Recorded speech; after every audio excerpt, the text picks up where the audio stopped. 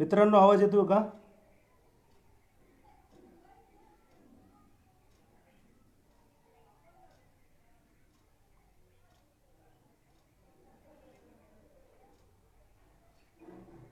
सुरू झालं व्हिडिओ? नाही. आवाज येतो का मित्रांनो? हॅलो, आवाज येतोय का? कुणीतरी कमेंट करा आवाज येत असेल तर. सर्वांना नमस्कार. आवाज येतोय का? आवाज येत असेल तर कुणीतरी संकेत द्या. Okay, Latif Shaikh, okay, thank you. सर्वांना सस्नेह नमस्कार.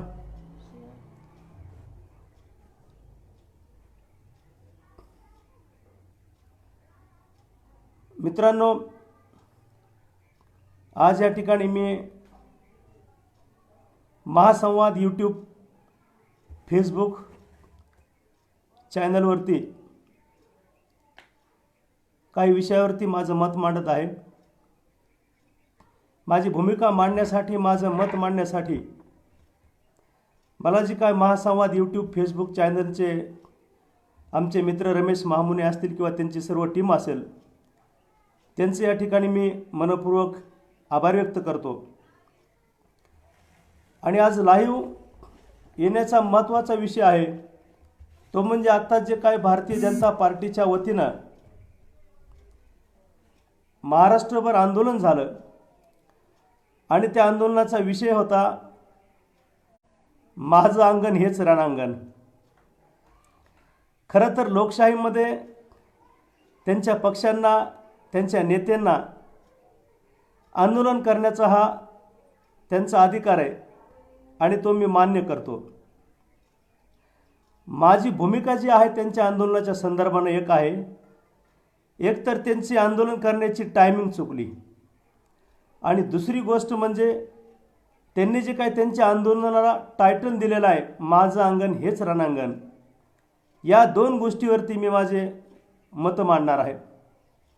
एक आपल्याला सर्वांना माहिती मित्रांनो की 2014ला काँग्रेस आणि राष्ट्रवादीचं सरकार गेलं आणि भाजपची सत्ता आली. मी दोन वेगवेगळे शब्द वापरलेत बघा. काँग्रेस राष्ट्रवादीची सरकार गेलं आणि भारतीय जनता पार्टीची सत्ता आली. सरकार हे सरकार वेगळं असतं आणि सत्ता ही वेगळी असते मित्रांनो. मग 14 पासून जे 2019 पर्यंत जे आम्हाला ह्या 5 वर्षाच्या भारतीय जनता पार्टीच्या काळातली त्यांची जी काही कार्यप्रणाली आहे, कार्यपद्धती आहे, त्यामुळं मला त्यांना सरकार म्हणून वाटत नाही, ती सत्ता होती. सत्ता होती, ते राज्य होतं, त्यामुळं त्याला मी सत्ता हा शब्द वापरलेला आहे. त्यांची ज्यावेळेस सत्ता गेली काँग्रेस राष्ट्रवादीची, मी भारतीय जनता पार्टीचे जे काय फडणवीस आणि यांची जी काय टीम आहे त्यांच्या या टीमपेक्षा मी काँग्रेस आणि राष्ट्रवादीचं जे काय पूर्वीचं सरकार होतं 5 वर्ष, त्या सरकारमधील जी काही मंडळी होती सत्तेवर बसलेली, ह्या भारतीय जनता पार्टी म्हणजे देवेंद्र फडणवीस यांच्या टीमपेक्षा मला पूर्वी आणि काँग्रेस आणि राष्ट्रवादीचं जे काही सरकार होतं त्यांच्यामध्ये मला बराचसा फरक वाटला. तो फरक असा होता की ज्यावेळेस काँग्रेस राष्ट्रवादी सरकारनं हातातून त्यांचं सरकार गेलं आणि सरकार गेल्याच्या नंतर भारतीय जनता पार्टीनं त्या ठिकाणी सिंहासनावर विराजमान झाल्याच्या नंतर काँग्रेस राष्ट्रवादी सरकारने गृहीत धरलं होतं की आम्ही कुठंतरी कमी पडलोत, आमचं 5 वर्ष सरकार होतं, आम्ही कुठंतरी कमी पडलोत, त्यामुळं जनतेनं आम्हाला नाकारलेलं आहे आणि भारतीय जनता पार्टीला त्या ठिकाणी स्वीकारलेलं आहे. मग आपल्याला जर जनतेनं नाकारलं असेल आणि आपण जर आत्ताच 5 वर्ष सत्तेवर असू तर आपल्याला आता लगेच भारतीय जनता पार्टीच्या विरोधामध्ये बोलता येणार नाही, कारण तो जनतेनं दिलेला कौल होता. हा कौल त्या राष्ट्रवादी काँग्रेसचे जे काही नेते होते त्या नेत्यांनी मान्य केला आणि मला वाटतं जवळपास 2 वर्ष भारतीय जनता पार्टी देवेंद्र फडणवीस यांची टीम सत्तेवर आल्याच्या नंतर 2 वर्ष काँग्रेस राष्ट्रवादीच्या नेत्यानं कुठल्याही शब्दानं त्यांच्यावरती टीका केली नाही, कोणती मागणी केली नाही किंवा सरकार गेल्याच्या नंतर आम्ही अस्वस्थ आहोत असा कुठलाही संदेश त्यांच्या व्यवहारातून वागण्यातून दिसून आला नाही। याचा अर्थ काय, त्यांनी तो कौल मान्य केला होता आणि मग 2 वर्ष शांत राहिले। त्यांना कळाले की आपल्याला बोलण्याचा आता अधिकार नाही आहे, त्यामुळे 2 वर्ष शांत राहिले। परंतु भारतीय जनता पार्टीचं 5 वर्ष सत्ता आली पूर्ण आणि 5 वर्षामध्ये त्यांनी काय आपल्याला दिवे लावलेत वगैरे सगळं माहिती आहे मित्रांनो। परत भारतीय जनता पार्टीचं सरकार गेल्याच्या नंतर काँग्रेस आणि राष्ट्रवादी शिवसेनेचं सरकार आलं। माझ्यासारख्या सामान्य कार्यकर्त्याच्या मनामध्ये प्रश्न निर्माण झाला की ज्या पद्धतीनं काँग्रेस आणि राष्ट्रवादी यांनी पूर्वी आपलं 2014ला सरकार गेल्याच्या नंतर शांत राहिले की बाबा आपण काही फार असं जनतेच्या मनामध्ये घर करू शकलो नाहीत आणि जनतेनं आपल्याला नाकारलेले, त्यामुळे आपल्याला शांत बसावं, आपल्याला शांत बसण्याचाच आपल्याला जनतेने या ठिकाणी संदेश दिलेला आहे। ती गोष्ट भारतीय जनता पार्टीला सत्तेतून गेल्याच्या नंतर का वाटली नाही?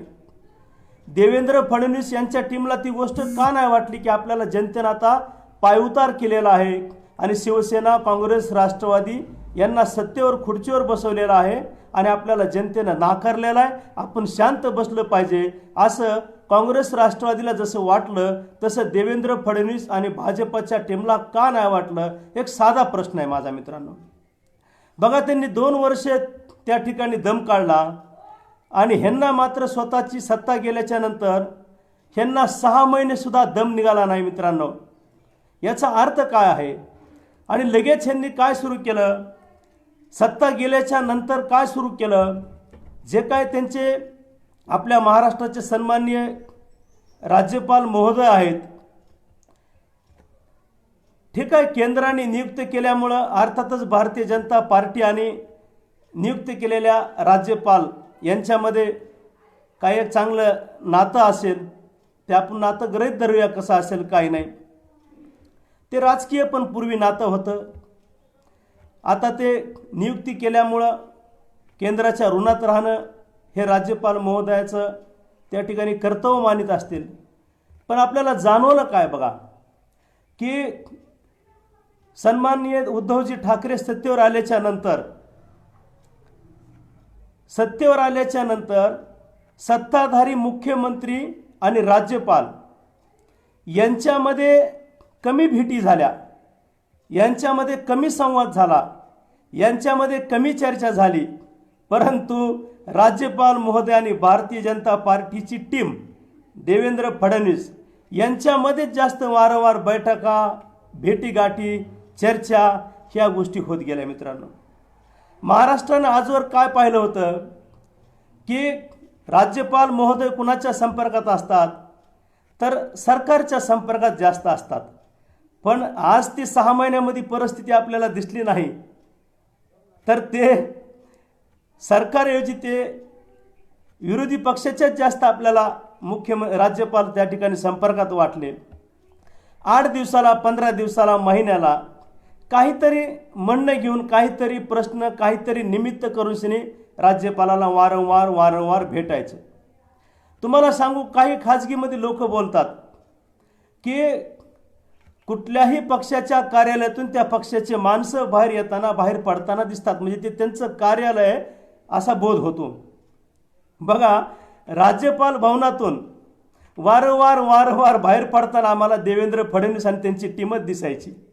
त्यामुळं असं सहज वाटून जायचं की राज्यपाल महोदयाचं जे काय राजभवन आहे ते कदाचित भारतीय जनता पार्टी त्यापेक्षा देवेंद्र फडणवीस आणि यांच्या टीमचं संपर्क कार्यालय आहे की काय, इथपर्यंत त्यांनी त्या ठिकाणी संपर्क ठेवला होता मित्रांनो। ती गोष्ट कशी आहे काय माहीत नाही, पण नीतिमत्तेला, नैतिकतेला धरून नाही हे मला पूर्ण माहिती आहे। दुसरा विषय माझं काय म्हणणं आहे, असं काय शिल्लक राहिले आणखी की देवेंद्र फडणवीस यांना राज्यपालाला वारंवार भेटावं असं वाटतंय मित्रांनो. आणि आत्ता पण तेच आंदोलनाचा त्यांनी पवित्रा घेतला. माझं काय म्हणणं आहे की 5 वर्षे देवेंद्रजी फडणवीस हे सत्तेवरती होते आणि सत्तेवरती 5 वर्षे कसे होते तर ते खाली देवेंद्रजी फडणवीस हे 5 वर्षे पूर्ण सत्तेवर होते आणि वरती मात्र त्यांच्याच भारतीय जनता पार्टीचं केंद्रामध्ये पण मोदीजींचं सरकार होतं. असा कुठला प्रश्न नसली कुठली आणखी मागणी शिल्लक आहे की जी तुम्हाला 5 वर्षामध्ये खाली आणि वरी सरकार असताना ती गोष्ट करता आली नाही, काय अडचणी आल्या किंवा राहून गेलं की तुम्ही जेणेकरून वारंवार राज्यपालाला भेटतात.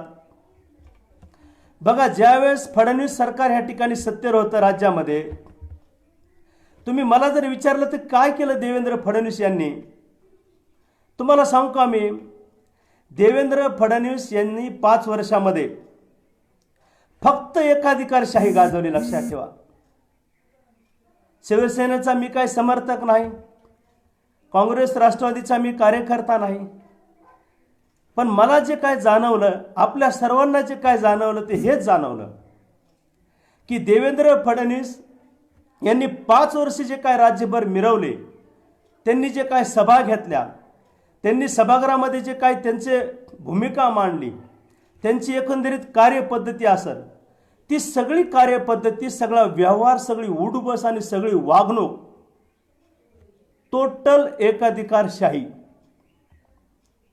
कधीच त्या पट्ट्याने जगण्या मरण्याचे प्रश्न हातामध्ये घेतले नाहीत राज्यामध्ये. शेतकऱ्यांनी प्रचंड आंदोलनं केले, कामगारांनी प्रचंड आंदोलनं केले, मजुरांनी प्रचंड आंदोलनं केले, वेगवेगळ्या जाती धर्मानं तुम्ही आम्हाला दिलेलं जे का आरक्षणाचं गाजर आहे किंवा आश्वासन आहे ते पूर्ण करा म्हणून वेळोवेळी आंदोलनं केले. परंतु कुठल्याच सामाजिक पोट भरण्याच्या, जगण्या मारण्याच्या कोणत्याच प्रश्नाला देवेंद्र फडणवीस आणि त्यांच्या टीमनं कधीच हात घातला नाही. लक्षात ठेवा, शेतकऱ्यांनी आवाज उठवला, विरोधकांनी आवाज उठवला की आमचे विरोधी पक्षवालेत, हे आमचे दुश्मन आहेत. साहित्यिकानं, विचारवंतानं लोकशाहीचा भाग म्हणून जर विरोधामध्ये मांडणी केली तर हे नक्षलवाद्याचे समर्थक आहेत, हे देशद्रोहाचे हस्तक आहेत. याशिवाय 5 वर्ष देवेंद्र फडणवीस यांनी फार काय केल्याचं मला आठवत नाही मित्रांनो. एक तुम्हाला मी किस्सा सांगतो. महाराष्ट्रातल्या कुण्याही कार्यकर्त्यांनी सरकारवर टीका केली, पट्ट्यांनी सहज आधी कधीच घेतली नाही खेळीमेळीमध्ये, किंवा त्यांचा तो अधिकाराचा भाग आहे असं म्हणून कधीच घेतलं नाही. ज्या माणसांनी टीका केली, ज्या विरोधी पक्षाच्या नेत्यांनी टीका केली, विरोधी पक्षाच्या नेत्याला तर बोलायचा त्यांनी अधिकार ठेवलाच नव्हता काही. त्यांनी एखादा प्रश्न मांडला की तुम्ही काय केलं 5 वर्षे, एवढंच पट्ट्याने उत्तर दिलं. लक्षात ठेवा, मला एक घटना आठवते मित्रांनो की विधानसभेच्या तयारीच्या निमित्तानं त्यांनी जे काय मोठे ट्रॅव्हल्स, लक्झऱ्या गाड्या फिड्या घेऊन जे काय महासंवाद यात्रा का काहीतरी काढली होती त्यांनी जनसंपर्क अभियान राबवण्यासाठी. तर त्यावेळेस पाथरीला सभा झाली होती देवेंद्र फडणवीस यांची, आणि सभेमध्ये ते त्यांच्या पद्धतीनं सत्तेवर आल्यापासून सत्तेवरून पायउतार होईपर्यंत काँग्रेस राष्ट्रवादी सत्तेवर आहे असं गृहीत धरूनच त्यांनी त्याच्यावरती त्या ठिकाणी टीका टिप्पणी करायचे, आगपाखड करायचे. 5 वर्ष कधीच वाटलं नाही त्यांना की मी सत्तेवर बसलोय, मी खुर्चीवर बसलेलो आहे आणि मी राज्याचा कारभारी आहे आणि जनतेने प्रश्न विचारणं त्यांचा अधिकार आहे आणि त्यांना उत्तर देण्यास मी बांधील आहे, असं कधीच गृहीत धरलं नाही. बघा, पाथरीला मेळावा चालू होता, सभा चालू होती, आणि त्या सभेमध्ये मला चांगलं आठवतंय की शेतकरी संघटनेचे 2 कार्यकर्ते, ज्यांच्या छातीवरती त्यांच्या संघटनेचा बॅच आहे, बिल्ला आहे, आणि सभा चालू असताना जे अपेक्षित आहे आम्हाला प्रश्नावरती सत्ताधाऱ्यानं मुख्यमंत्री म्हणून बोलणं, ते तुम्ही बोलत नाहीत असं काही कार्यकर्त्याला वाटलं. त्यातले 2 कार्यकर्ते उठले आणि त्यांनी सांगितलं की शेतकऱ्याच्या कर्जमाफीबद्दल बोला, शेतकऱ्याच्या संपूर्ण कर्जमाफीबद्दल बोला, पीक विम्याबद्दल बोला. हे 2 कार्यकर्ते त्या समुदायामध्ये उठले बहादर आणि त्यांनी ते धाडस दाखवलं आणि माझ्या मायबापाचा प्रश्न मला उपस्थित करायचा आहे म्हणून त्यांनी कर्जाची आणि पीक विम्याची मागणी त्या ठिकाणी केली होती. त्यांचं म्हणणं काय नव्हतं तू भाषण बंद करा म्हणून. त्यांचं म्हणणं यावरती बोला तुम्ही, या विषयावरती. ते 2 कार्यकर्ते उठले आणि त्यांनी ते 2 घोषणा दिल्या. तुम्हाला सांगतो, कुठलाही महाराष्ट्रातला दुसरा जबाबदार नेता, मुख्यमंत्री कुणीही असता ग्रस्त, तरी किमान एवढा मनाचा मोठेपणा दाखवला असता की मित्रांनो काळजी करू नका, मी त्याच्यासाठीच आलेलो आहे आणि मी त्याच्यावर पण बोलतो, तुम्ही बसा ऐका माझं 5 मिनटं, असं नाही म्हणले. त्यांनी काय केलं माहिती का? ह्या कार्यकर्त्यांनी घोषणा दिल्याच्या नंतर ते म्हणले बघा हे आहे म्हणले काँग्रेस राष्ट्रवादीची चाल, काही काळजी करू नका. बाकीच्या जनतेला म्हणाले ते की मी ज्या ज्या ठिकाणी सभा घेतो, मी ज्या ज्या ठिकाणी भाषण करतो, त्या प्रत्येक सभेमध्ये प्रत्येक कार्यक्रमामध्ये काँग्रेस आणि राष्ट्रवादीनं अशा प्रकारचे 2 त्या ठिकाणी बांडगुळ सोडलेले असते, तर 2 असे नाटककार कार्यकर्ते सोडलेले असतात अडथळा करण्यासाठी. असं राज्याचा मुख्यमंत्री त्या 2 कार्यकर्त्याबद्दल बोलतोय मित्रांनो. आणि वस्तुस्थिती काय होती? ते काय म्हणतात, काँग्रेस आणि राष्ट्रवादीने ते 2 कार्यकर्ते सोडले होते. हे साफ चुकीचं होतं मित्रांनो. त्या 2 शेतकरी संघटनेच्या कार्यकर्त्याचा आणि काँग्रेस राष्ट्रवादी या पक्षाचा कधीच संबंध आला नाही. त्यांचं वयच किती होतं? घोषणा देणाऱ्या 2 मुलांचं वय होतं साधारणतः 27, 28, 26, 27 वर्षाचे. ते 2 तरुण पोरं किशाला बॅच लावलेला. बरं, तो बॅच कधी लावलाय? ज्यावेळेस ते 20 वर्षाचे 21 वर्षाचे झाले, त्यांना राजकारण, चळवळ आणि आपल्या मायबापाचे प्रश्न समजायला लागले, त्यावेळेस त्यांनी काँग्रेस राष्ट्रवादीचा काही संबंध नाही, तरी पण आमच्या महाराष्ट्राचे मुख्यमंत्री त्या त्यांचा प्रश्न समजून घेण्याऐवजी का काँग्रेस राष्ट्रवादीचे ते हस्त काय त्यांनी लावून दिलेलं, असं त्या लेकरावरती ठपका ठेवणं, ते खरोखर सांगतो तुम्हाला, हे मोठ्या मनाचं, मोठ्या नेतृत्वाचं किंवा राज्याच्या कारभाराचं हे लक्षण नव्हतं मित्रांनो. परंतु ती गोष्ट होऊन गेली. 5 वर्ष काय केलं असेल तर 5 वर्ष अख्ख्या काँग्रेस राष्ट्रवादीनं काय केलं गेल्या 5 वर्षामध्ये, याच्यावर त्यांनी 5 वर्ष काढली मित्रांनो. बरं, तेवढंच केलं नाही. भारतीय जनता पार्टीच्या सरकारनं आणि फडणवीसच्या टीमनं दुसऱ्या 2 मोठ्या गोष्टी केल्या मित्रांनो.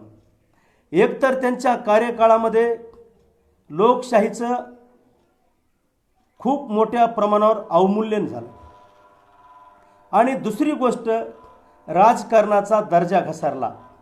ह्या 2 गोष्टी आणखी घडल्यात मित्रांनो. त्या 2 गोष्टी घडणं म्हणजे महाराष्ट्राचं त्या ठिकाणी आधिपत्य नाही मित्रांनो. लोकशाहीचं अवमूल्यन कशा मार्गाने केलं त्यांनी? एक तर आज आपण सत्तेवर आहोत, परंतु उद्या जर निवडणुकीला सामोरे जायची तयारी आलीच तर काँग्रेस आणि राष्ट्रवादी समोर आपण टिकाव धरू की नाही, या संभ्रमातून त्यांना त्या ठिकाणी अस्वस्थ केलं आणि त्यांनी ठरवलं की येत्या काळातल्या निवडणुकाच झाल्या नाही पाहिजेत, अशा पद्धतीची परिस्थिती निर्माण करायची. काय करायची? विरोधी पक्ष संपवून टाकणे. महाराष्ट्र सरकारच्या मध्ये खुर्चीवर बसलेल्या फडणवीस टीमनं तेच केलं. केंद्रामध्ये असणारे जे काय आमचे मोदीजी आहेत, नरेंद्रजी मोदी, त्यांनीही तेच केलं. त्यांनी वरून तेच स्टेटमेंट द्यायचं, ह्यांनी खाली अंमलबजावणी तीच करायची, विरोधी पक्ष संपवणे. एक लक्षात ठेवा, विरोधी पक्ष संपवणं म्हणजे काय करणं? विरोधी पक्ष संपवणं म्हणजे लोकशाहीबद्दलचं अवमूल्यन करणं. लक्षात ठेवा, अवमूल्यन करणं लोकशाहीमधलं. कारण प्रश्न असा आहे की कुठल्याच आतापर्यंतच्या सत्ताधाऱ्याला असं वाटलं नाही की विरोधी पक्ष संपून जावा, विरोधी पक्ष नष्ट व्हावा, असं कधीच कुणाला वाटलं नाही मित्रांनो. उलट आजवरचे काही अनुभव आहेत. माननीय राजीव गांधी साहेब ज्यावेळेस ह्या देशाचे कारभारी होते, त्यावेळेस वाजपेयी साहेब त्या ठिकाणी विरोधी पक्ष म्हणून, नेता म्हणून काम करायचे. त्यांच्यातले संबंध वाजपेयी साहेबाबद्दलचं त्यांचं जे काय दीर्घ आयुष्याच्या जे काय सदिच्छा होत्या, शुभेच्छा होत्या, वाजपेयी साहेबांची प्रकृती कायम ठणठणीत आणि ते कायम निरोगी असावं ही जी काय भावना होती मित्रांनो, हे अफलातून गोष्टी होत्या पूर्वी.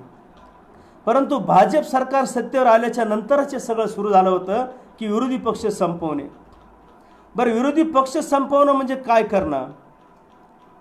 तर विरोधी पक्ष संपवणं म्हणजे काही लोकांना त्या ठिकाणी जेलमध्ये धाडणं, काही लोकांचं संपूर्ण आयुष्य उद्ध्वस्त करणं आणि काही लोकांना स्वतःच्या पक्षामध्ये सामावून घेणं. अमित शहा सेट वर आहेत, मोदीजी त्यांच्यासोबत आहेत. त्या दोन्ही टीमनं खाली दिलेल्या संकेताप्रमाणेच टीम वागायची, शिष्टमंडळ खाल्लं वागायचं त्यांचं. एकतर भ्रष्ट पुढारी जरी असला विरोधी पक्षातला तरी त्याच्या कानात जाऊन दोन गोष्टी बोलायच्या की तुम्ही भ्रष्टाचार केलाय पूर्वी, तुम्ही गुन्हेगारी तुमची सिद्ध होऊ शकते आणि तुमच्यासमोर आता दोनच पर्याय आहेत, एक तर आमच्या पक्षामध्ये यायचं का तुम्हाला जेलमध्ये जायचं. सर्रास असे दोनच ऑप्शन ठेवले. ते पण चांगल्या माणसासमोर ऑप्शन नाही ठेवले, ते पण भ्रष्ट माणसासमोर ऑप्शन ठेवले. कदाचितच भ्रष्ट माणसाने कोणत्या गोष्टीला पसंती दिली? जेलमध्ये जाण्यापेक्षा भाजपमध्ये गेलेलं बरं. मग माझ्यासारख्या सामान्य कार्यकर्त्याच्या मनात प्रश्न निर्माण होतो की 25, 30, 35, 40 वर्षापूर्वी ज्या भारतीय जनता पार्टीच्या निष्ठावंत नेतृत्वानं मराठवाड्यातले नेते असतील, राज्यातले नेते असतील किंवा दुसऱ्या वेगवेगळ्या राज्यातले नेते असतील, त्यांनी जे काही आयुष्य पणाला लावलं होतं ते हेच भाजपा निर्माण करण्यासाठी लावलं होतं का मित्रांनो? त्यांनी सांगितलं होतं की 20 वर्षानंतर सत्ता येईन, नाही 50 वर्षानंतर सत्ता येईन, नसता 80 वर्षानंतर सत्ता येईन, परंतु सत्ता आणायची तर आमच्या भारतीय जनता पार्टीच्या विचाराचीच सत्ता आणायची. अशा प्रकारचं ब्रीद घेऊन ते माणसं पायाला भिंगरी केल्यागत पक्ष वाढवायचे. आणि तुम्ही मात्र काँग्रेस असो, राष्ट्रवादी असो, शिवसेना असो, कुणी ज्या ज्या पक्षांनी त्यांच्या त्या भ्रष्ट नेत्याला नाकारलं त्या सगळ्या पक्षाला तुम्ही तुमच्या पक्षामध्ये त्या ठिकाणी स्वागत केलं, त्यांना चांगल्या मानापानानं त्या ठिकाणी पदावर बसविलं. आणि परिणाम काय झाला? तर परिणाम हे जे काय जनसामान्य माणसामध्ये एक मेसेज गेला की राजकारणामध्ये सगळे पक्ष सारखेच आहेत. भ्रष्टाचार केलेला असेल, भ्रष्टाचार नाही केलेला असेल, तत्वनिष्ठ माणूस असेल किंवा माणूस अतिशय बरबटलेला असेल, त्याचा काही फरक नसतो. वेगवेगळे पक्ष आहेत, त्याही माणसाला मान सन्मान देणारे, स्वागत करणारे. हे काय आहे? हे सगळं मित्रांनो लोकशाहीचं अवमूल्यन आहे, हे राजकारणाचं अवमूल्यन आहे मित्रांनो. आणि दुसरं काय केलं? एकतर ते पक्ष संपवण्याचा विडा बांधला म्हणजे माझं म्हणणं होतं भाजप पक्ष वाढवणं म्हणजे तुम्ही हा विचार लोकांपर्यंत घेऊन जाऊन लोक आपल्या विचाराचे केलेत का? तर नाही केले. तर तुम्ही आयते पुढारी त्या ठिकाणी, भ्रष्ट पुढारी त्या ठिकाणी पक्षामध्ये घेतले. हे काय आहे? लोकशाहीचं अवमूल्यन आहे मित्रांनो. दुसरं काय कारकीर्द तुमच्या 5 वर्षातली? पुणे एल्गार परिषद असेल किंवा विचारवंताला त्या ठिकाणी मुस्कटदाबी करणं असेल, ह्या 5 वर्षाच्या काळामध्ये मोठ्या प्रमाणावर गोष्टी घडल्या. वास्तविक पाहता जे काय महाराष्ट्रातले विचारवंत असतील, देशातले विचारवंत असतील, देशातले मोठे पत्रकार असतील, देशातले राज्यातले कलाकार असतील, ह्या कलाकारांचं, पत्रकारांचं, विचारवंताचं, साहित्यिकाचं, कवींचं योगदानच काय असतं? त्यांचं तेच काम असतं मित्रांनो की सरकार जर चुकत असेल तर त्या चुकलेल्या सरकारला सरळ करणे, सरळ मार्गावर आणणे आणि जे काय चुकत्यात त्या गोष्टीवरती प्रहार करणं, हे पत्रकार म्हणून, विचारवंत म्हणून आणि कलाकार म्हणून हे त्यांचं कर्तव्य आहे, त्यांचं जबाबदारी आहे.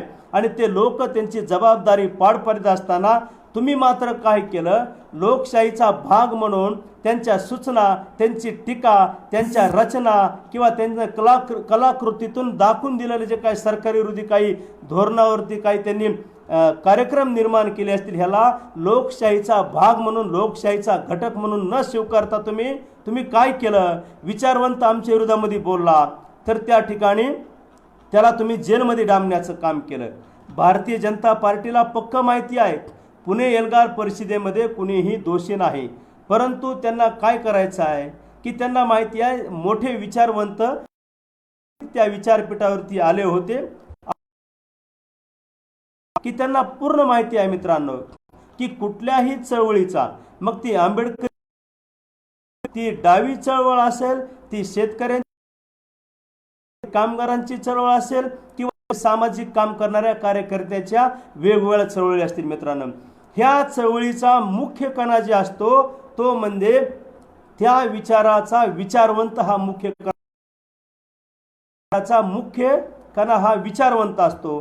आणि जरी आपल्याला त्या गोष्टीची चळवळीत काम करणाऱ्या कार्यकर्त्याला जाणीव नसली तरी पण ती भारतीय जनता पार्टीच्या लोकांना निश्चित जाणीव आहे. म्हणून त्यांनी पहिलं टार्गेट काय केलं तर रस्त्यावर काम करणाऱ्या कार्यकर्त्याला हात घातला नाही, पक्षामध्ये काम करणाऱ्या मोठ्या नेतृत्वाला हात घातला नाही.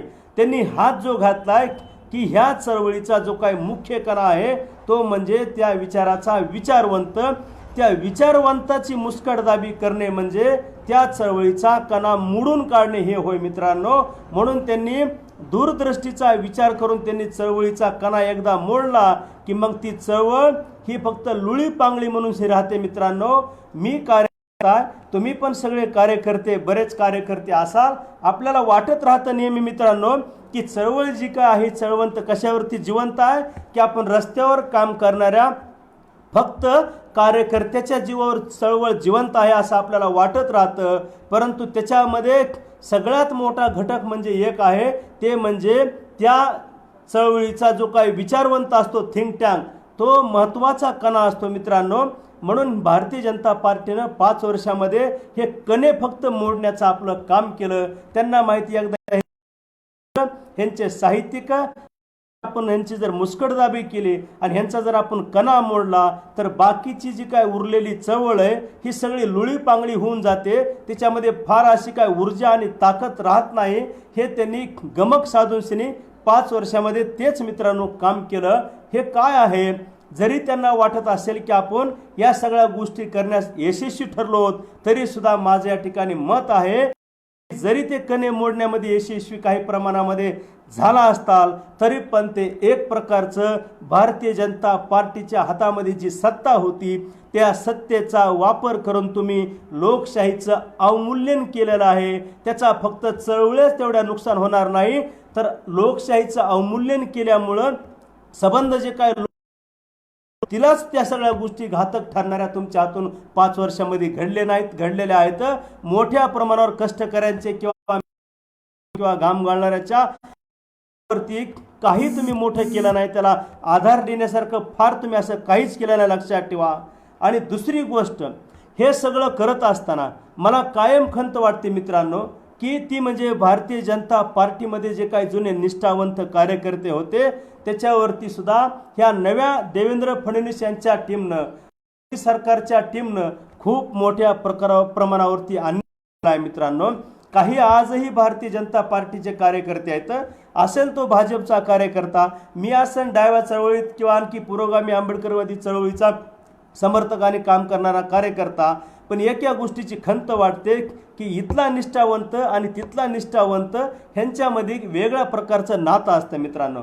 जगाच्या पाठीवरती कुठलीही फील्ड असू द्या, कुठल्याही क्षेत्रामध्ये काम करणारे माणसं, प्रामाणिक माणसं, निष्ठावंत माणसाला एकमेकाबद्दल आदर वाटल्याशिवाय राहत नाही. आणि मग गेल्या कित्येक वर्षापासून स्वतःचं आयुष्य पणाला लावायचं कार्यकर्त्यांनी, सगळी त्या ठिकाणी करिअरवर पाणी सोडायचं, त्या ठिकाणी पक्षाचं काम करायचं आणि ऐनवेळी मात्र तुम्ही तिकीट देण्यासाठी किंवा मोठं पद देण्यासाठी मात्र काँग्रेस राष्ट्रवादीनं हाकललेले कार्यकर्त्याला तुम्ही आयात करायचं आणि त्याच्या गाळ्यामध्ये मान सन्मानाची त्या ठिकाणी माळ घालायची. हे भारतीय जनता पार्टीमध्ये त्या कार्यकर्त्यावरती एक प्रकारे केलेला अन्याय मित्रांनो. म्हणून त्यांच्याबद्दल मला निश्चित त्या ठिकाणी सहानुभूती वाटेल, कारण कुठल्याही पक्षामध्ये जे प्रामाणिक कार्यकर्ते आहेत, निष्ठावंत त्या ठिकाणी सन्मान आणि कदर त्या ठिकाणी झालीच पाहिजे मित्रांनो.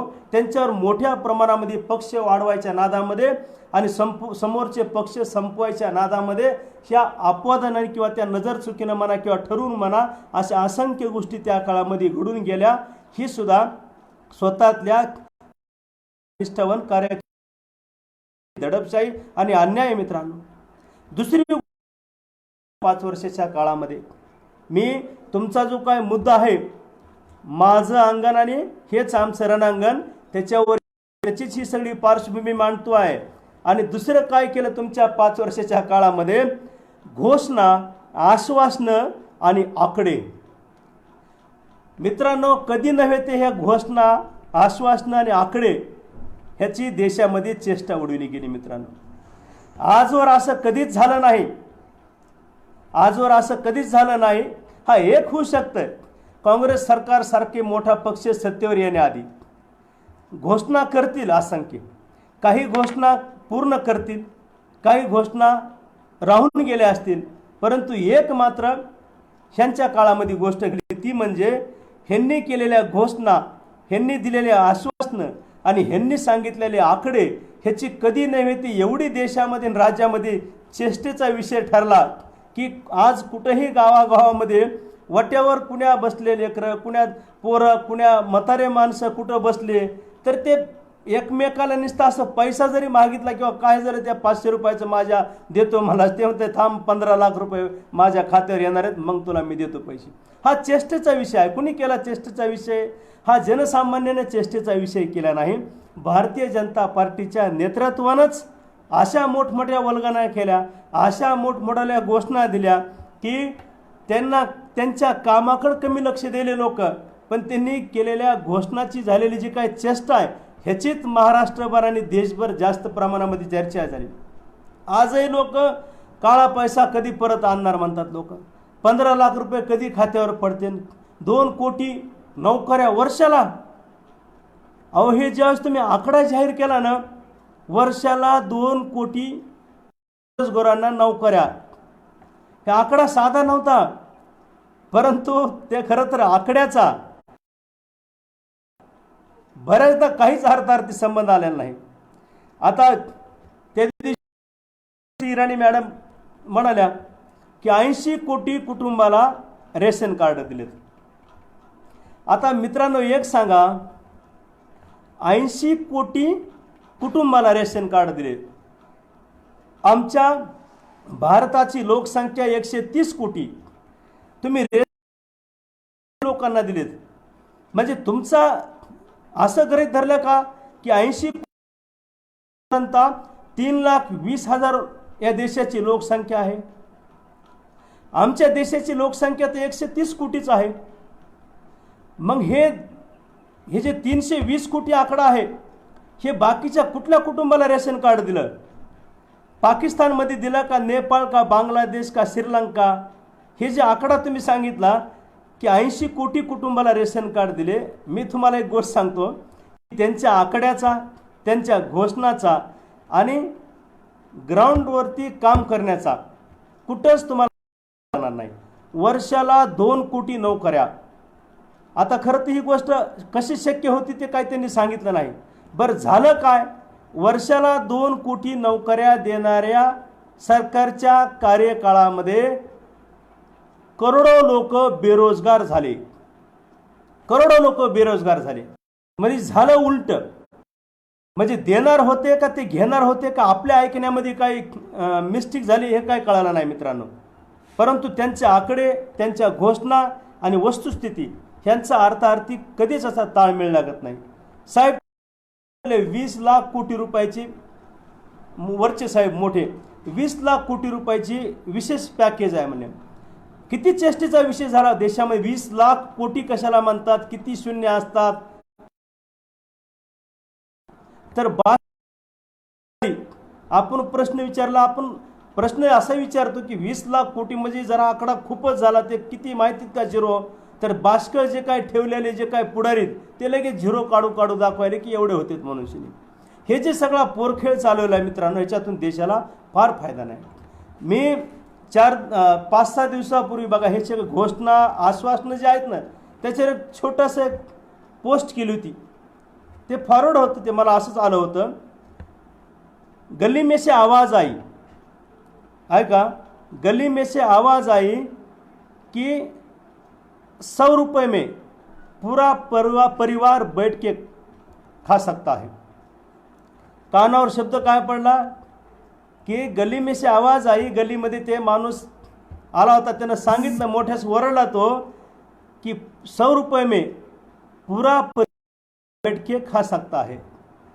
सामान्य माणसाला वाटलं की अशी काय वस्तू त्यानं ओली कुठून हिमालयातून आणली असन की 100 रुपयाची वस्तू आहे ते आणि पूर्ण कुटुंब त्या ठिकाणी बसून खाऊ शकतं.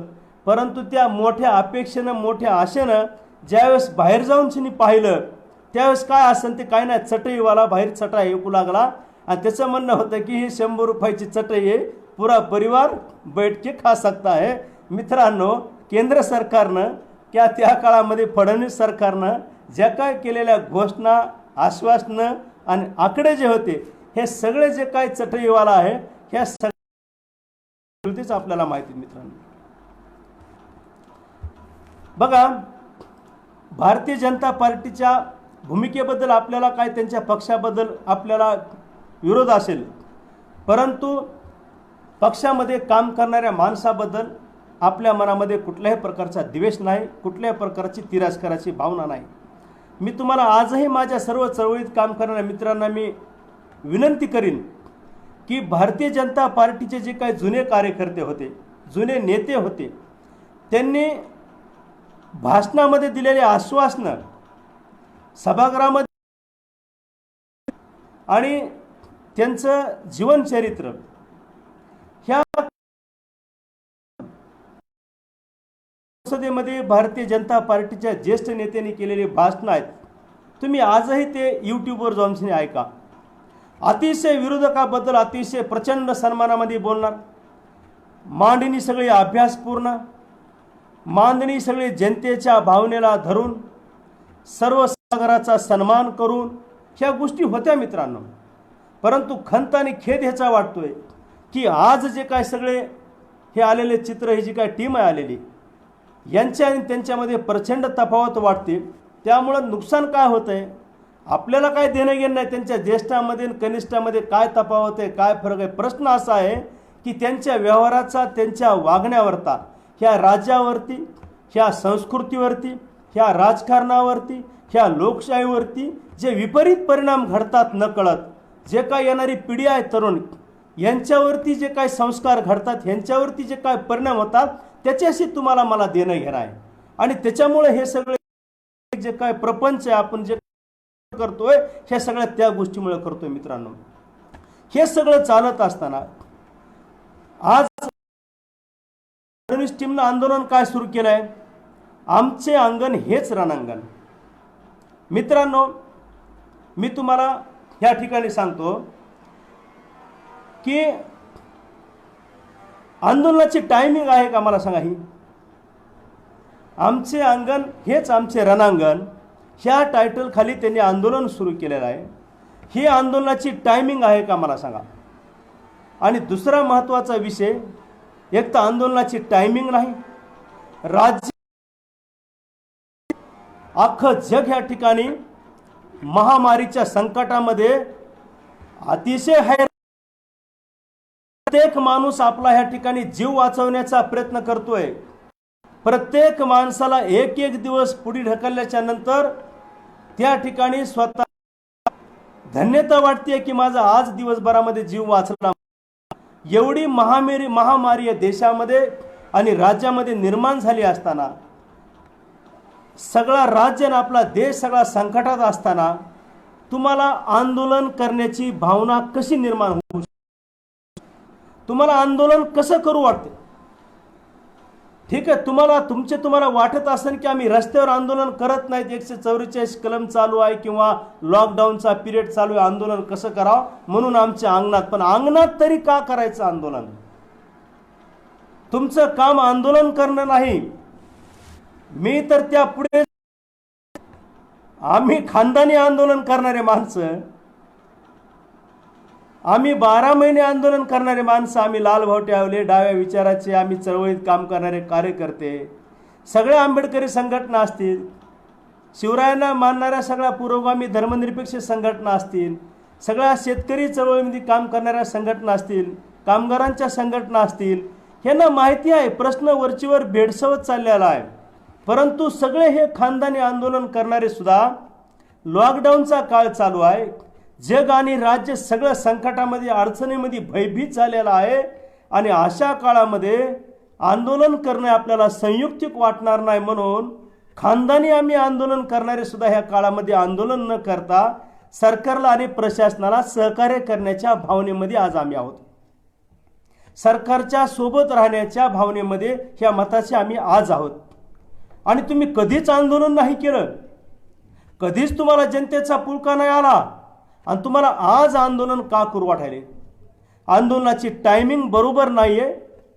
आणि दुसरा विषय माझा महत्त्वाचा आहे की तुम्ही जे काय आंदोलनाला जे काय तुम्ही नाव दिलेलं आहे, ह्या नावावर सुद्धा माझा आक्षेप आहे. आमचं अंगण हेच आमचं रणांगण. राम मंदिर बाबरी मस्जिदच्या नावावरती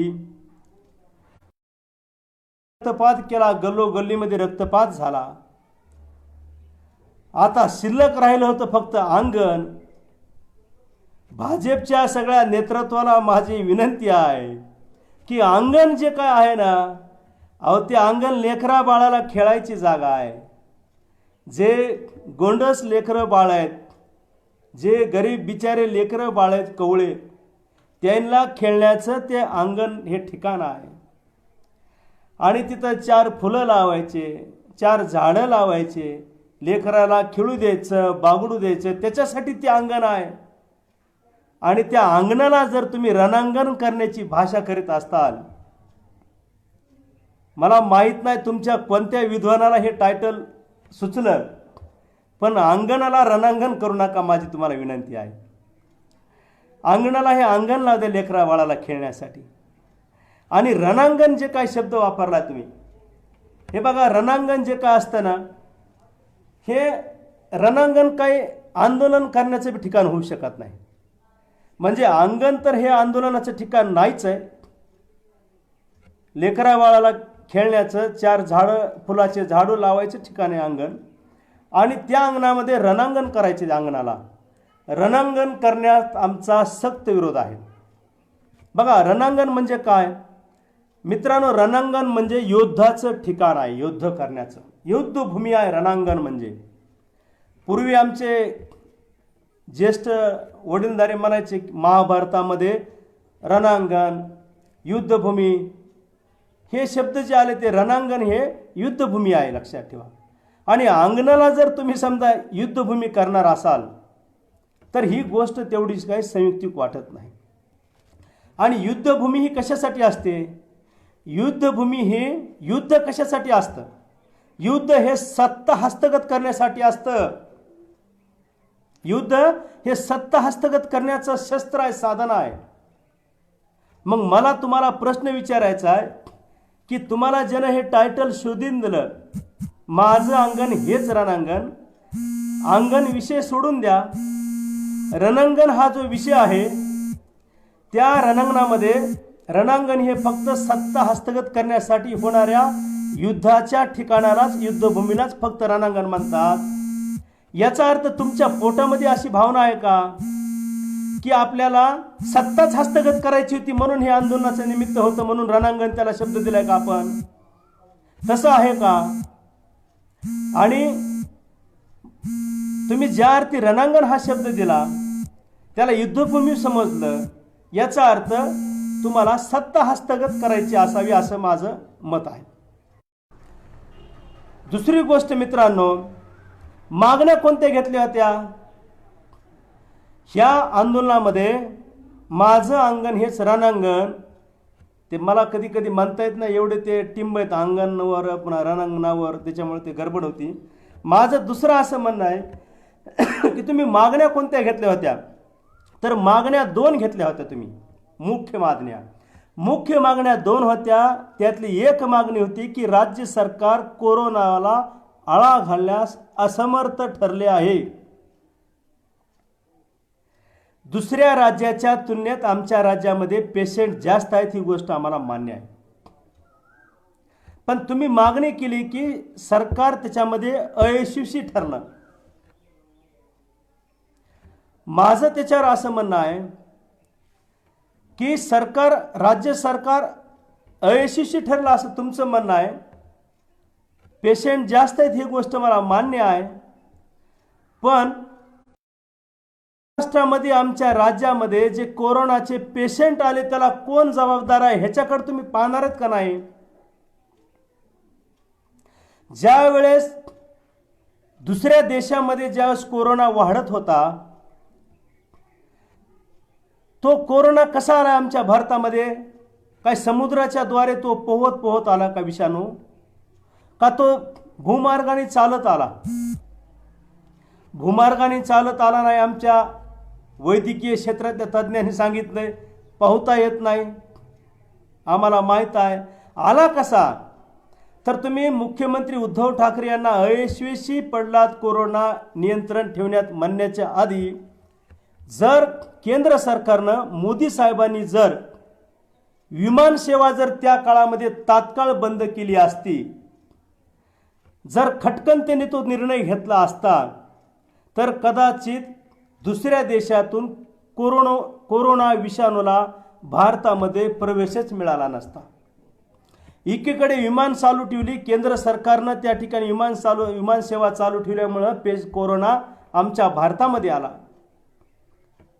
एका शब्दानं कुणी नरेंद्र मोदी सरकारवर टीका केली नाही.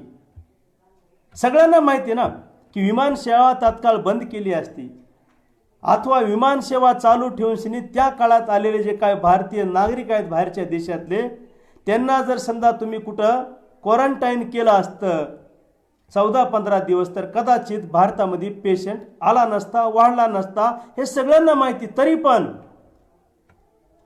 केंद्रातलं जे काही सरकार आहे ते सरकार आपल्या देशाचं सरकार आहे आणि आपल्या देशाचं सरकार संकटातून बाहेर पडत असताना जर काही उपाययोजना करीत असेल तर आपण सरकारच्या सोबत राहिलं पाहिजे. आपण आपल्या सरकारवरती टीका केली नाही पाहिजे. देशातला कोणताच नागरिक ह्या गोष्टीबद्दल भरसुद्धा त्यानं काढला नाही, बाळगला. आणि तुम्हाला हा संयम का? त्यांनी का उद्धव ठाकरेवरती सरळ टीका केली की राज्य सरकार आणि मुख्यमंत्री कमी पडले म्हणून? आलाच तो तुमच्यामुळे आमच्या देशामध्ये विषाणू. दुसरी मागणी काय होती तुमची? दुसरी मागणी होती तुमची की राज्य सरकारनं त्या ठिकाणी विशेष पॅकेज जाहीर करायला पाहिजे. माझं देवेंद्रजींना एक विनंती आहे की तुम्ही या आंदोलनाचा मार्ग स्वीकारण्याऐवजी तुम्ही उद्धव ठाकरे यांच्यासोबत राजकारण करण्याऐवजी तुम्ही या ठिकाणी जर अशी भूमिका घेतली की ज्यावेळेस तुम्ही विशेष पॅकेजची मागणी करायला त्यावेळी जर असं केलं असतं, तुम्ही तुमचं वरी मोदी सरकार आहे, मोदीजींचं केंद्रामध्ये, त्या सरकारला फक्त एवढं म्हणायला पाहिजे होतं तुम्ही की आमच्या राज्यातून जी काय मोठ्या प्रमाणावरती जीएसटी केंद्र सरकारला जाते, त्या जीएसटीचा जो काय वाटा आहे, वेगवेगळ्या राज्यातून जीएसटी केंद्र सरकारला सरळ जाते आणि महाराष्ट्रातून जी काय जीएसटी जाते तिच्यामध्ये मुंबईचा खूप मोठा वाटा आहे. आणि ठरल्या पद्धतीनं, ठरल्याप्रमाणे राज्याचा जीएसटी आधी केंद्राला जाईल राज्यातून आणि मग केंद्र सरकार राज्याचा वाटा खाली पाठवीन. फडणवीस साहेब एकीकडे तुमच्या राज्याचं जे येणं आहे, राज्याचं येणं आहे ते सुद्धा खडकू दिला नाही राज्याला.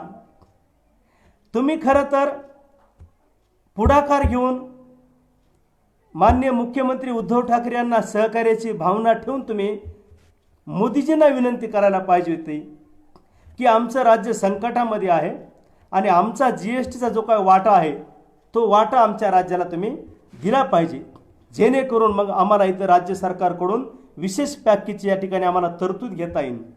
एकीकडे वरून केंद्राने वाटा द्यायचा नाही आणि दुसरीकडे मात्र आम्ही उद्धव ठाकरे यांना पॅकेज जाहीर करा म्हणून मागणी करायची. नव्हे मागणीच नाही, त्याच्यासाठी आंदोलन करायचं. बरं, आंदोलन सुद्धा किती अडचणीमध्ये, किती पुण्यभूमीवरती त्या अंगणामध्ये करायचं. हे सगळं जे काय मित्रांनो भारतीय जनता पार्टीच्या टीमनं कितीही नाकारलं तरी सुद्धा सगळं हे राजकारण करण्यासाठीच केलेला खटाटोप आहे. याच्यातला सरळ असा अर्थ आहे की सत्य वाचून अस्वस्थता तुमच्यामध्ये निर्माण झालेली आहे. मी शिवसेना या पक्षाचा समर्थक नाही, किंबहुना कायम मी ही शिवसेनेच्या भूमिकेच्या विरोधामध्ये लढत आलेला कार्यकर्ता, पण माझं आज मी तिला असं ठाम मत आहे की देवेंद्र फडणवीस यांच्यापेक्षा मुख्यमंत्री उद्धव ठाकरे हे अनेक पटीनं नम्र आहेत. लक्षात ठेवा, त्यांनी जी काय परिस्थिती हाताळली, त्यांनी जे ह्या काळामध्ये संकटाच्या काळामध्ये धीर न सोडता ज्या पद्धतीनं परिस्थिती हाताळलेली आहे, अतिशय नम्र पद्धतीने त्यांनी महाराष्ट्राचा मुख्यमंत्री म्हणून त्यांनी प्रेझेंटेशन दिलेलं आहे. त्यांच्यामध्ये शिकण्याची एक सौजन्यता आहे. कुणी समोरचा माणूस जर काही सांगत असेल, ऐकण्याची ताकद आहे, क्षमता आहे आणि विनम्रता त्यांच्यामध्ये मोठ्या प्रमाणात आहे. नाही कळलं तर काय हरकत नाही, पण माणूस किमान शिकणारा, किमान ऐकणारा, किमान समोरच्याचा बोलण्याचा त्याचा जो काही अधिकार आहे त्याचा तो अधिकार तरी मान्य करणार, त्या काही गोष्टी महाराष्ट्राचे मुख्यमंत्री उद्धव ठाकरे यांनी. देवेंद्र फडणवीस, तुम्हाला विनंती आहे, आपलं केंद्र म्हणजे पूर्ण भारत अतिशय संकटामध्ये असताना आपण सत्तेवर नसल्याची जी काय अस्वस्थता आहे ती दाखवण्याचा प्रयत्न करू नये. राज्याच्या सोबत राहू आपण, राज्य सरकारला सहकार्याची भूमिका त्या ठिकाणी घेतली पाहिजे आपण. आणि हे सगळं कशासाठी खटाटोप आहे की राज्यातल्या जनतेला धीर येण्यासाठी, राज्यातल्या जनतेला आधार देण्यासाठी आणि आमचं राज्य कोरोना मुक्त करण्यासाठी या ठिकाणी मुख्यमंत्री ज्या पद्धतीने काँग्रेस आणि राष्ट्रवादी सरकार हे वेगळ्या एकजुटीतून ते त्यांच्या लेवलला पूर्णपणे प्रयत्न करत आहेत. आणि त्याच्यामध्ये राजकारण करण्याऐवजी, काही कारळ कालिण्याऐवजी, वेगळा खटाटोप करण्याऐवजी जनतेने जे काय कौल दिलेला आहे ते कौल मान्य करून विरोधी पक्ष म्हणून आहे त्या सरकारला, सत्ताधाऱ्याला पूर्णपणे सहकार्य करणे त्यांच्या पाठीशी राहणे हे कर्तव्य आहे. ते कर्तव्य तुम्ही खऱ्या अर्थाने बजवायला पाहिजे.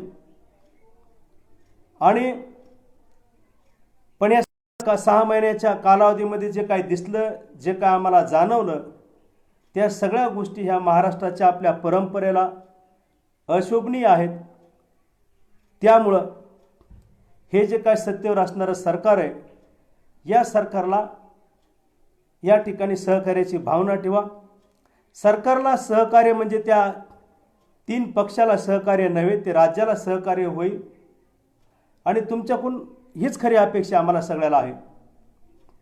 आता ते अंगण गल्ली त्या विषयाला आता काय हातच घालू नका, कारण ते सगळं बाहेरच्याला पाहणारा जाणवतं की सगळं काही मागण्या, काही प्रश्न आहेत, काही पदरात पाडून घेण्याऐवजी असं नाही. आणि एक दुसरी गोष्ट मला प्रकर्षाने जाणवते की जर तुम्हाला जनतेच्या काही मागण्या करायच्या असतील, जर तुम्हाला जनतेचे काही कळवळ असेल किंवा जनतेचे प्रश्न काही प्रलंबित राहिलेले आहेत म्हणून जर तुम्हाला ती प्रामाणिक तुम्हाला सोडवणूक करून घ्यायची असेल तर ते सरकार दरबारी मांडा. मुख्यमंत्री सन्मान्य उद्धव ठाकरे यांना भेटून मांडा. त्यांचे जे काही नेमलेले सर्व अधिकारी आहेत, त्यांचे जे काही वेगवेगळे मंत्रालय आहेत, यांच्याशी संपर्कात राहा. तुम्ही 2 गोष्टी फक्त केल्या. एक तर तुम्ही थेट जनतेने निवडून दिलेला त्या ठिकाणी मुख्यमंत्री डावलून तुम्ही थेट राज्यपालाच्या संपर्कात राहता, नाहीतर मग ते अंगण मार्ग निवडता. त्यामुळे हा मार्ग न निवडता येत्या काळामध्ये या राज्याला संकटातून मुक्त करायचं असेल, कोरोना मुक्त करायचं असेल, आणि जर या राज्याला जे काही महाराष्ट्राची गौरवशाली जे काही परंपरा राहिलेली आहे, संत महंताची, वारकऱ्याची, महापुरुषाची, ह्या महाराष्ट्रात ह्या परंपरेतला महाराष्ट्र म्हणून जर आपल्याला येत्या काळामध्ये साबूत ठेवायचा असेल तर सत्तेवर असणारे पक्ष असतील किंवा विरोधामध्ये काम करणारे विरोधी पक्ष असतील, ह्या सगळ्यालाच लोकशाहीचं, राजकारणाची आणि नीतिमूल्ये जे काही घालून दिलेले आहेत ह्याची सगळ्यांना मिळून येत्या काळामध्ये जपणूक करावं लागेल. ते तुम्ही सगळे येत्या काळामध्ये करताल अशा प्रकारच्या अपेक्षा व्यक्त करतो. पुन्हा एकदा ह्या लॉकडाऊनच्या काळामध्ये जे काय मनात आलेल्या भावनात, ज्या राज्यामध्ये घडत असणाऱ्या घडामोडीत ह्याच्यावरती भाष्य करण्यासाठी मला जे काही आमचे रमेश महामुनी मित्र आहेत आणि त्यांचं महासंवाद यूट्यूब फेसबुक चॅनल आहे, त्या सर्वच टीमचं पुन्हा एकदा मनपूर्वक या ठिकाणी आभार व्यक्त करतो आणि आपल्या सर्व दर्शकाची मित्रांची या ठिकाणी रजा घेतो. धन्यवाद. इन्क्लाब जिंदाबाद.